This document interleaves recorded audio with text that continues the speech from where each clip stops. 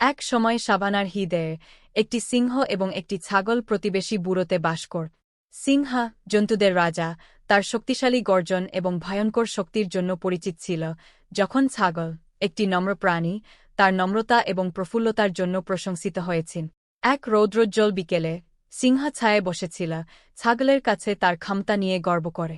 এক গর্জনের সাথে, আমি সাভানার প্রতিটি প্রাণীকে ভয়ে পালিয়ে যেতে পারি, তিনি ঘোষণা করেন।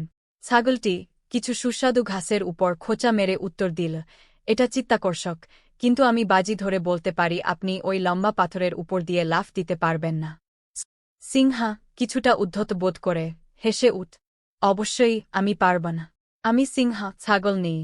ছাগল দুষ্টুমি করে হেসে ঠিক আছে। আমি হয়তো এটার ওপরে ঝাঁপ দিতে পারব, কিন্তু আমার কৌশলটা তোমাকে দেখাতে হবে। সিংহ বিস্ময়ের সাথে দেখল যখন ছাগলটি স্বচ্ছন্দে পাথরের উপর লাফিয়ে লাফিয়ে তিনি তখন টনটন করেন, দেখুন, কখনো কখনো এটি কেবল শক্তির বিষয়ে নয়, দক্ষতা এবং আপনার নিজের সীমা সম্পর্কেও জানা। সিংহটি সেদিন একটি মূল্যবান পাঠ শিখেছিল, এমনকি আমাদের মধ্যে সবচেয়ে শক্তিশালী ব্যক্তিও নম্রতা এবং অন্যদের অনন্য শক্তির স্বীকৃতি দিয়ে উপকৃত হতে পারে।